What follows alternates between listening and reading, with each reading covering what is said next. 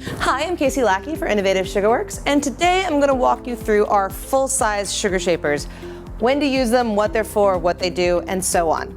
So as you notice, there are two different colors. The dark grays represent our firm shapers and the light grays are the soft. The difference between them is the durometer or tensile strength of each shaper. If you take a look at how much they bend, you can see the light gray ones bend much more. The reasoning behind that is sometimes you need a really strong firm tip to push product around, and sometimes you want to use something that is a bit lighter.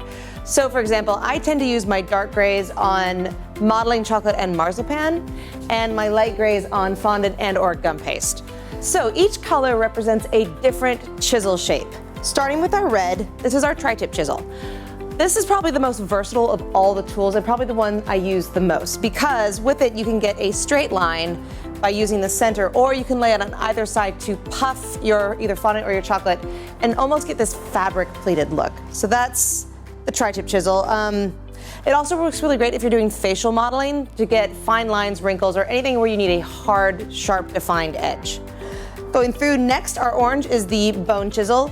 This is a unique chisel to Innovative Sugarworks. This is great for doing any sort of blending or modeling of flowers. If you need to get a nice deep throat in, say, a freesia or an orchid, this is perfect for that.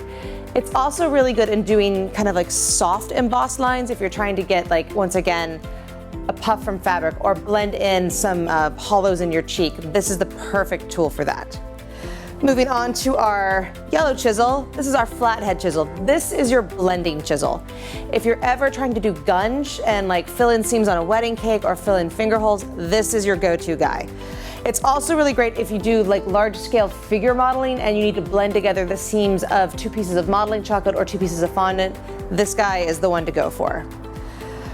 The next one is our cup chisel. This is one that is a little bit more specialized. It's not used very often, but when you need it for something very specific, it's the perfect thing to do. My #1 go-to thing I use this for is scales. If you're doing fish, dragon, anything else like that, this is just perfect to press into your fondant or your chocolate to get that great scale texture without having to sit there and do like individuals over and over and over again.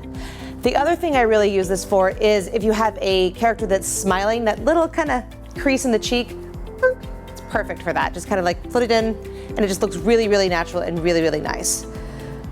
The next one, we've got our light blue. This is probably the second most versatile of all the chisels. This one is great for blending. It's great for kind of drawing out lines and getting light embossing work done.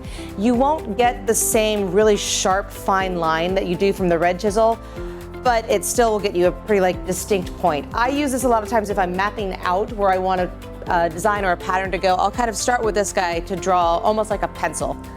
And then also for blending and pieces of chocolate together, this is perfect. The last one is probably the most unique and the most specialized, and this is the lip chisel. And with lip chisels, of course, it's perfect for making mouths and lips because it's got that flat side and the cup side. It's really perfect for just kind of putting in and blending things out. The other thing it's great for doing is if you're doing like small wrinkles or small folds in fabric or skin, it looks a little bit more natural than using the red chisel because you're getting that softness on both sides instead of a very distinct, hard, angular line. And so that kind of walks you through a general know-how of what the shapers do.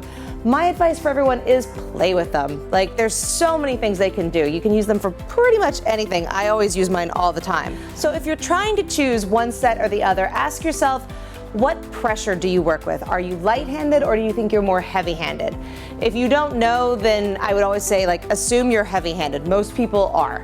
If you're light-handed, you will like the firm shapers no matter what medium you're working on, the firms are going to be for you because you work so light and feathery that you want something that will do a line or do the embossing right away. So it won't matter if you're on fondant or chocolate. If you're more of a heavy-handed person, and if you know you're heavy-handed, you tend to break things or you poke holes in things very often, you'll want to go with the soft set because they're a little bit more forgiving when it comes to like doing lines, going over things, and you can kind of get a couple of passes even if you're using a lot of pressure. And so I hope that helps kind of inform you guys a little bit about our sugar shapers. We're going to talk about the minis in our next segment, so stay tuned.